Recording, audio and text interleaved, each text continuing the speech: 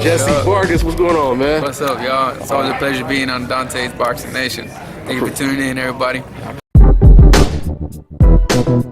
Jessie, you are one of the rare fighters out there that has proven that you're willing to fight anybody.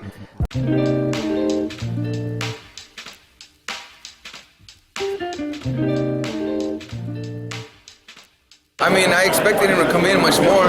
You know, he's an aggressive fighter, so I expected him to be much more aggressive and to stay on the attack. And he thought twice about it. You know, he thought twice about it, and it was literally a chess match. We were both taking in there and taking advantage of each other's mistakes. Whenever I see the opportunity, I would catch him with a few shots, and whenever I say, you know, sleep on it, he'd come back with some shots as well. So it was an action-packed fight, back-to-back, and I'm glad that the fans enjoyed it, you know, overall. Of course, that we come here to win. You know, unfortunately, I didn't get the victory, but I gave the fans a great show, and that's what it's about at the end of the day. When do you see yourself get back into the ring? I'm not sure. I gotta wait and talk with my manager, Cameron Duncan, my promoter, and see what they say. You know, but I'll be ready to come back anytime. Final question being the fact that you fought Pacquiao, you saw him up close, you saw the way he's fighting now. Do you think he fares any better against Floyd Mayweather if they do rematch? I don't know. You know, I mean, he's a great talent. You know, he's the best in the division at the moment. You know, he's the best fighter at the moment. Best fighter in the division, best fighter at the moment. You know, now that Floyd retired, but we just don't know. You know, he said that in the first fight, he said that he messed up his shoulder. You know, I guess it would be interesting to find out how the rematch would go about. Closing, anything you want to say to your fans? Thank you all for the support. I hope you enjoy the next fight coming up. Stay tuned. Thank you. Hey, Jessie. What's up, man? Congratulations on a great performance. The first half of that fight, you looked like you was pulling off the upset. You were catching them quick. You had a lot of snap in your punches. To me, you look a little different in the second half. Did you feel that way, or what? Do you feel the game plan kind of changed for whatever reason, or what? Nah, man, I felt good. I felt that everything was going very well. Well, not going very well, but I thought that it was a great fight. You know what I mean? And in that way, it was going very well. I mean, I'm a fan-friendly fighter, so I want to make sure that they're enjoying it.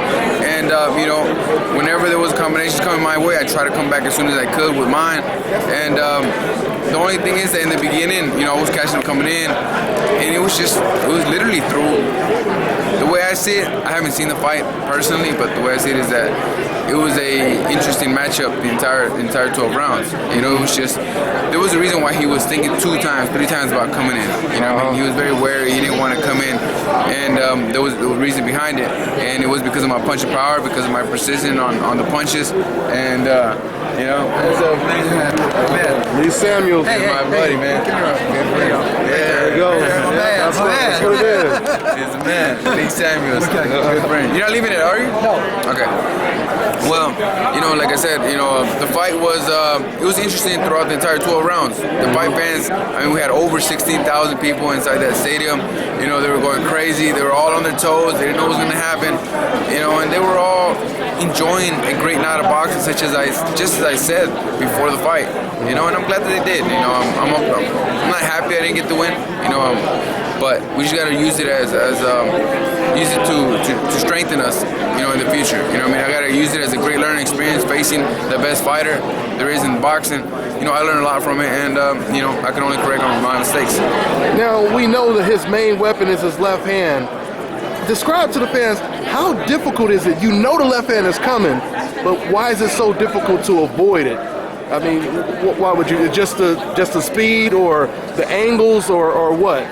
The feints? Well, I mean, you have to understand that we're fighters. You know what I mean? I have a good right hand, and you can ask him why it was so difficult. You know, why I caught him several times with the right hand. You know, and it's a fight game. You know what I mean? It's easy not to get. It's not easy not to get hit the entire night. You know what I mean? You're gonna get tagged a couple of times, but I don't feel that I got tagged that many times, to be honest. You look at any of his other fights, any of them, Oscar De La Hoya, Miguel Cotto, Chris Algieri, Claudio, Margarito. I mean, look how many times they got caught with that left hand. Look how many times I got caught with that. And he never really hit you with combinations. It was only one punch at a time. He couldn't because, you know, I was ready to engage at any time, and I was looking for my distance. But the good thing that Manny Pacquiao has is his footwork. His footwork is phenomenal. somebody that has that sharp footwork, and that's something that surprised me. But you know, his speed, I expected it.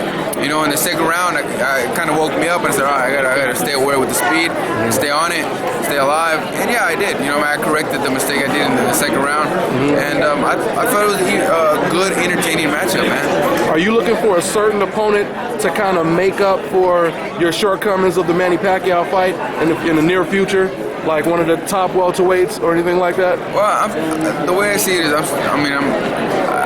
I just fought 2 weeks ago. You know what I mean? I lost to the best fighter in the division. I'm still top 10 in the list. You know what I mean? And I'll fight anybody. I've always been this way. You know what I mean? And we'll see what fight comes. But everybody knows that I'm the type of fighter. I'll fight anybody. I don't say no to anyone. Let's just talk business and see what we can make happen. All right. And last thing, whatever the fans want to see. You know what I mean? All you gotta do is ask for the fight, and then you know, we'll pursue that one if that's the case.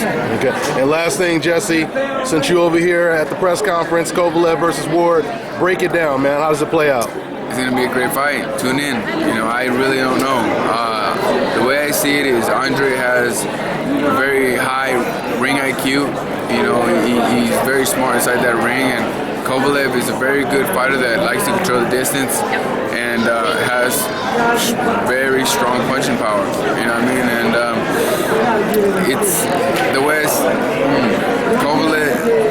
Kovalev is a dangerous fighter throughout the entire 12 rounds, and Andre might be in